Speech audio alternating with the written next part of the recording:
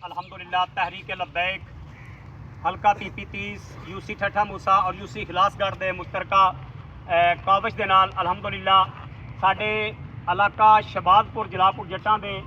रात नूं अचानक बिल्कुल तुहाडे सामने जिहड़ा बंद नज़र आ रहा है, अचानक जिहड़ा सी पानी की नज़र होके इहनूं शगाफ पै गया सी और पूरा इलाका जिहड़ा सी वो जेरे आब आके मुकम्मल दाएँ बाएँ मैं जिस तरह सुबह काफ़ी सारी वीडियो के अंदर जिक्र कर चुकिया कि हर साइड से पानी जिहड़ा लोगों के मकानात तबाह हो गए ने, जानवरों का नुकसान होया है, फसलां मुकम्मल तौर पर जिहड़ियां ने वो जनाबे वाला सारियां मुकम्मल तबाह बर्बाद हो गई ने। और जिस जगह पर मैं गया उस जगह पर रस्ते के अंदर लोगों के मकानों के अंदर इतना पानी जिहड़ा सी, गलियां तो अंदर इतना पानी मौजूद सी। बड़ी मुश्किल के नाल असीं इस इलाके के अंदर नबीपुर के मस्जिद के अंदर साढ़े 3 हुफादे कराम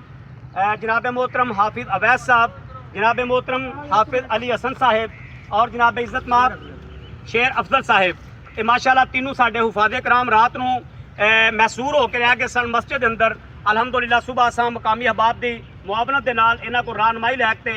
उस तो बाद अलहमदुलिल्लाह तहरीक लब्बैक दे अपने दिए हुए अजीम शान मिशन के उत्ते एक अलहमदुलिल्लाह फलाह इंसानियत की एक मिसाल कायम करदे हां। ये सारे दोस्तों असीं अलहमदुलिल्लाह बाखरीत आसन अंदाज के नाल मस्जिद के विचों पानी विचों गुजार के बाहर रेस्क्यू करने के अंदर अल्लाह तबारक व तआला ने सानू कामयाबी अता फरमाई। असीं अल्लाह के हुजूर दुआ करने हां चूँकि हालात वाकयातन बहुत ज़्यादा खराब ने, ऊपर तो भी बारिश फिल वक्त तुम देख रहे हो बारिश हुण भी हो रही है और रात का सारे पासे मुकम्मल शबादपुर और गिरदोनवाद का इलाका जितना भी है वे सारा पानी की जद में है। मैं इदारे के अगे गुजारिश कराँगा मेहरबानी फरमा के इस मामले को सीरीयस लिया जाए और खसूसी तौर पर जोड़े अहबाब के मकाना तबाह होए ने, जिन्हों के जानवर मैं अपनी अखां दे नाल देख के आया कि सैकड़ा नहीं हज़ारां की तादाद के अंदर इस इलाके के लोगों के जानवर जोड़े ने वो मर चुके हैं, फसलां जिहड़ियां ने बर्बाद हो चुकी ने। मैं इदारे के अगे अपील कराँगा कि मेहरबानी फरमा के जिस कदर हो सके आला अफसरान हुकाम मैं बाला जोड़े ने वो भी मेहरबानी फरमा के इन अहबाब की दस्तो रास बनते हुए इन्हों की इमदाद के वास्ते कोई स्पैशली तौर पर काविश की जाए।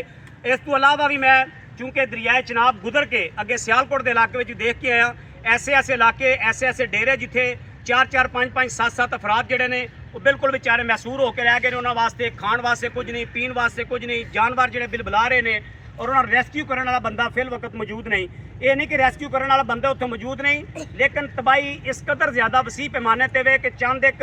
बोट जड़ियाँ ने वो इन्ने सारे अफराद को रेस्क्यू फिल वक्त नहीं कर सकते। इस वास्ते मैं अल्लाह के हुजूर दुआ करना अल्लाह तबारक व तआला साडे इदारे में मजीद मुतहरक होने की तौफीक अता फरमाए और जेड़े खास तौर पर जेड़े अहबाब मुहैयर हज़रात ने वो मेहरबानी फरमा के इन अहबाब को दोबारा तो अपने पाँव से खड़ा करने वास्ते फराख दिली का मुजाहरा करदे आने वास्ते मदद जी करनी है। अल्लाह तबारक व तआला तौफीक अता फरमाए। लब्बैक।